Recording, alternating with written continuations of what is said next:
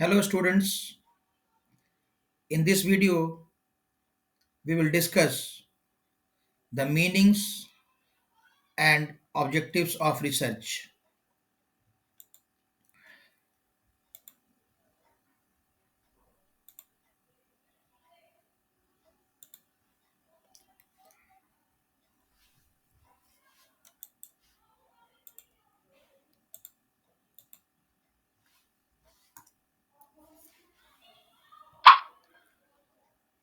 The first thing about research is that it is composed of two words that are re and search. Means searching again, पुनः खोज करना means it is search for knowledge, नए ज्ञान की, नए तथ्यों की तथ्यपरक खोज। दूसरी जो बात है वो यह कि ये नए तथ्यों की खोज या ज्ञान की खोज कल्पना के आधार पर नहीं करता, बल्कि ये वैज्ञानिक खोज करता है, वैज्ञानिक विधियों से खोज करता है और वैज्ञानिक और व्यवस्थित खोज किसी भी ज्वलंत समस्या के बारे में, किसी विशेष विषय के बारे में, यह एक वैज्ञानिक खोज ही रिसर्च कहलाता है। Research is an art of scientific investigation through scientific methods। वैज्ञानिक विधियों से वैज्ञानिक खोज करना ही रिसर्च कहलाता है। Research is an art of scientific investigation. Research is a careful investigation. Research is a careful investigation, especially through search of new facts in any branch of knowledge। Research किसी विशेष ज्ञान क्षेत्र से संबंधित नहीं है, बल्कि ज्ञान के किसी भी क्षेत्र से रिसर्च, किसी भी क्षेत्र में रिसर्च किया जा सकता है। Research, it is an instinct of inquisitiveness। Research is a method which a person employs for obtaining the knowledge of whatever the unknown can be termed as research। जो कुछ भी अज्ञात है, जो कुछ भी हमें पता नहीं है, उस अज्ञात के बारे में, वैसी चीज जिसके बारे में मुझे कोई ज्ञान नहीं है, उसके बारे में ज्ञान प्राप्त करना वैज्ञानिक विधियों से, थ्रू साइंटिफिक मेथड्स, यही रिसर्च कहलाता है। अगर रिसर्च के डेफिनेशंस यानी परिभाषा की बात करें तो एक बहुत ही सर्वमान्य परिभाषा क्लिफर्ड वुडी ने दी और उन्होंने कहा, research comprises defining and redefining problems, formulating hypothesis or suggested solutions, collecting, organizing and evaluating data, making deductions and reaching conclusions, and at last carefully testing the conclusions to determine whether they fit for the formulated hypothesis। Clifford woody का ये definition, Clifford woody ने जो ये define किया, Clifford woody का ये definition research के जितने सारे स्टेप्स हैं, जिन स्टेप्स से गुजरकर रिसर्च प्रोसेस पूरा होता है, उन सारे रिसर्च प्रॉब्लम्स को स्पष्ट करता है, को बताता है, जिसमें defining, redefining problems, formulation of hypothesis या हाइपोथेसिस, वह कम चलाऊ निष्कर्ष है जो हमें निष्कर्ष रिसर्च के बाद प्राप्त हो सकता है, उसके संबंध में लगाया गया अनुमान है। इसीलिए हम इसको सजेस्टेड सॉल्यूशंस भी कहते हैं।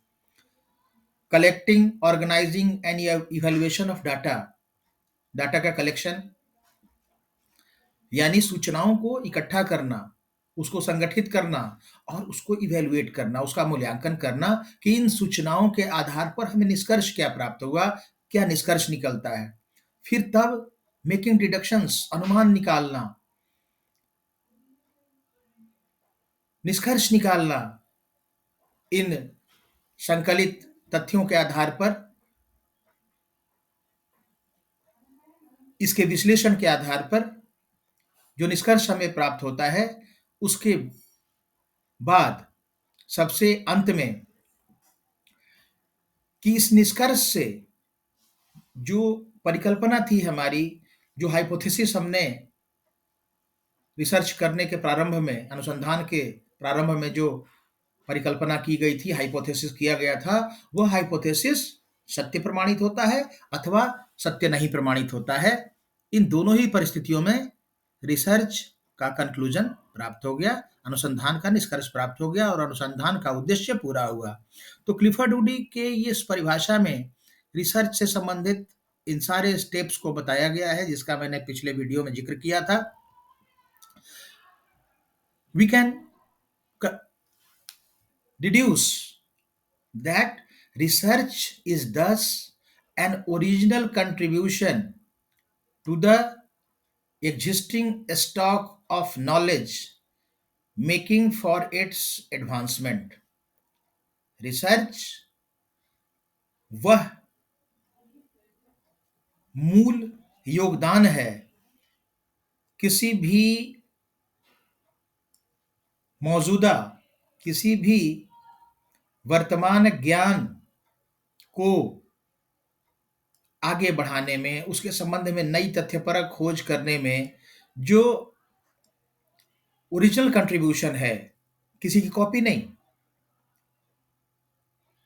या तो हम नए ज्ञान की खोज करें या फिर मौजूदा ज्ञान को के स्तर को और ज्ञान को बढ़ाने में, उसके एडवांसमेंट के लिए जो ओरिजिनल कंट्रीब्यूशन हो, वह रिसर्च कहलाता है।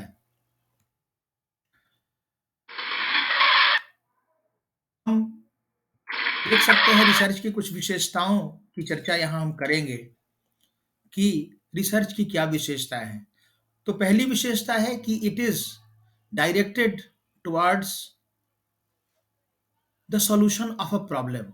किसी भी समस्या का समाधान करने में, किसी भी शोध विषय का समाधान प्राप्त करने में, उसके बारे में जानकारी प्राप्त करने में रिसर्च इसको निर्देशित होता है, रिसर्च का उद्देश्य होता है। दूसरी विशेषता, रिसर्च की दूसरी विशेषता, that it emphasizes the development of generalizations, principles or theories that will be helpful in predicting future occurrences। अनुसंधान का उद्देश्य होता है किसी भी क्षेत्र में, किसी भी समस्या को लेकर सिद्धांत बनाना। यानी सिद्धांत वो जनरल स्टेटमेंट्स होते हैं जो भविष्य में उन परिस्थितियों के लिए सत्य साबित होते हैं। इन्हें हम जनरलाइजेशंस कहते हैं, यानी सामान्यीकरण। एक सामान्य स्टेटमेंट जो सारी परिस्थितियों में लागू होता है, सारी वैसी समान परिस्थितियों में।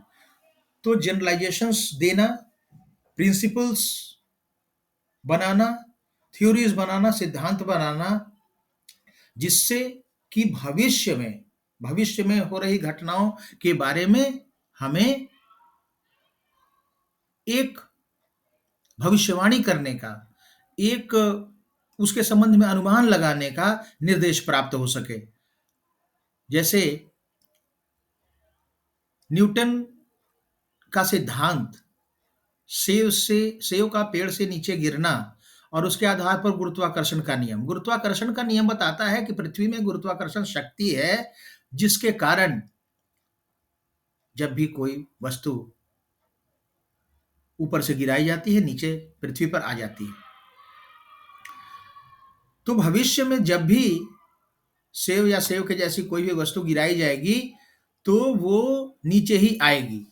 यह एक सिद्धांत हुआ, और यह सिद्धांत भविष्य में ऐसी किन्हीं भी घटनाओं के बारे में प्रिडिक्ट करने में सहायक होता है। तीसरी विशेषता इज दैट रिसर्च ऑब्जर्वेशन के जरिए, डिस्क्रिप्शन के जरिए होता है। अवलोकन के आधार पर अनुभवजन्य तथ्यपरक खोज ही रिसर्च होता है। काल्पनिकता का और कल्पना का रिसर्च में कोई स्थान नहीं है। न्यूटन ने सेव को नीचे गिरते देखा, यह उनका निरीक्षण था। ऑब्जर्वेशन, बार बार जब नीचे गिरते देखा तब इसके कारण की खोज की गई। तो यह बार बार का नीचे गिरना, यह ऑब्जर्वेशन था। ऑब्जर्वेशन के आधार पर हमारी कल्पना में कोई चीज आ जाएगी, तो उस कल्पना में आई हुई चीज रिसर्च का आधार नहीं बन सकती, वो रिसर्च नहीं हो सकता। रिसर्च हमेशा अवलोकन पर आधारित होगा। Empirical study based on observation and description will be called research. Research की चौथी विशेषता है, research involves gathering new data for from primary sources. Primary sources, secondary sources के बारे में मैं आपको पहले भी बता चुका हूं, और आज फिर मैं आपको बताता हूं कि primary sources are those sources which a researcher is using to collect the data afresh। पहली बार रिसर्चर जिन डाटाज को यूज कर रहा है, जिन डाटाज को इकट्ठा कर रहा है, वो प्राइमरी सोर्सेज हैं। इंटरव्यू, क्वेश्चनायर, सर्वे, ऑब्जर्वेशन, जितने सारे ये मेथड्स हैं, these are the primary sources. और सेकेंडरी सोर्सेज वो सोर्सेज हैं जिसका किसी अन्य रिसर्चर ने पहले इस्तेमाल किया हुआ है। तो प्राइमरी सोर्सेज से डाटा कलेक्ट करें, या फिर जब जरूरत हो हमको तो सेकेंडरी डाटा, जिसको कि पहले से रिसर्चर्स ने जो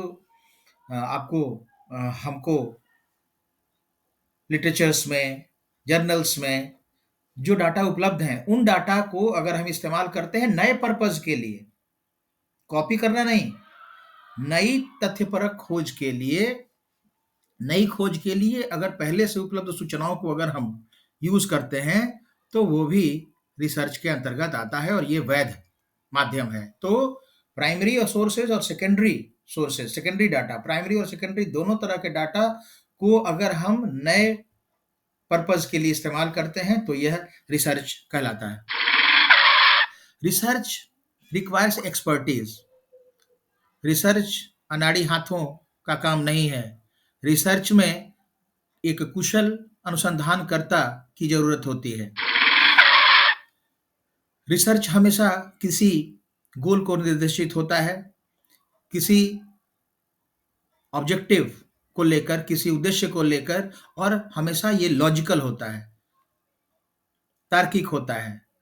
अभी हम इस वीडियो के अंत में हम लोग चर्चा करेंगे कि रिसर्च के ऑब्जेक्टिव्स क्या-क्या हैं। अक्सर परीक्षा में यह प्रश्न पूछ दिया जाता है, तो हम ऑब्जेक्टिव्स की बात करेंगे। Research is characterised by patient and unhurried activity. अनुसंधान में एक रिसर्चर को बहुत ज्यादा धैर्य और धैर्य का पालन करना होता है, और बिल्कुल हड़बड़ी नहीं दिखानी होती, जल्दबाजी बिल्कुल दिखानी नहीं होती।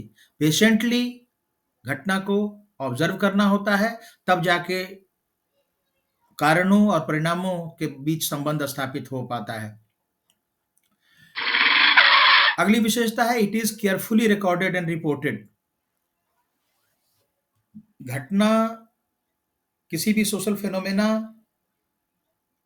किसी भी नई खोज के लिए जब हम डाटा इकट्ठा करते हैं, तो उस डाटा के बारे में अगर हम उसकी रिकॉर्डिंग नहीं करते, तो हम उसके संबंध में कोई निष्कर्ष नहीं निकाल सकते। हमें कोई ज्ञान प्राप्त नहीं होगा उससे, क्योंकि जब अनुसंधान खत्म हो जाएगा, जब एक रिसर्चर डाटा कलेक्ट करना बंद कर देगा, उसके बाद मेमोरी से ये रिकॉल करना संभव नहीं है कि क्या सूचनाएँ प्राप्त हुई थी।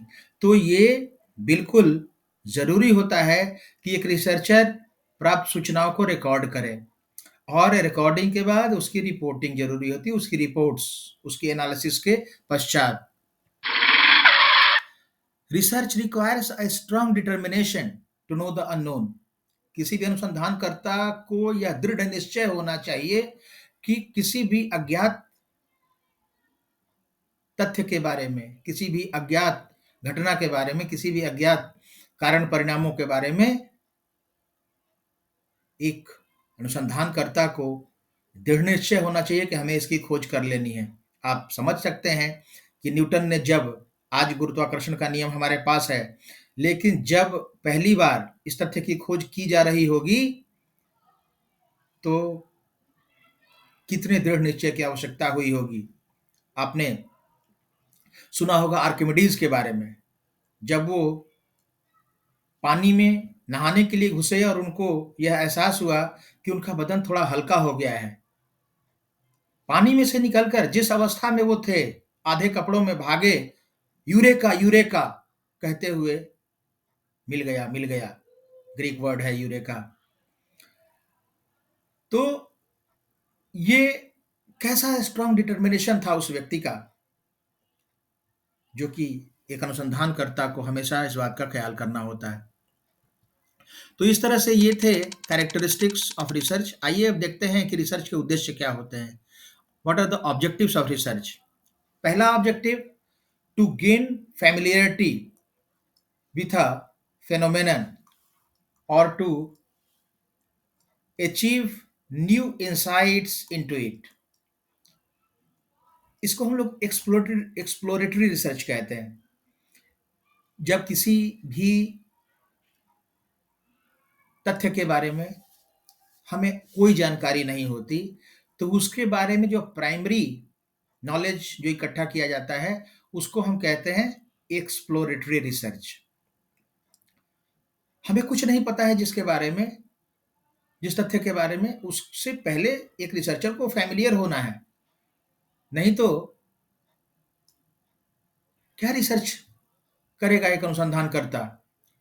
उसको एक अज्ञात तथ्य के बारे में नया इंसाइट डेवलप करना है।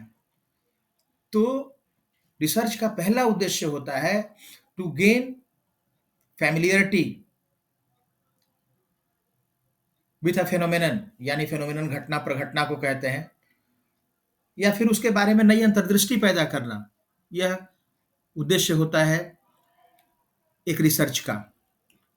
रिसर्च का दूसरा ऑब्जेक्टिव है to portray accurately the characteristics of a particular individual, situation और group, that is descriptive research. किसी भी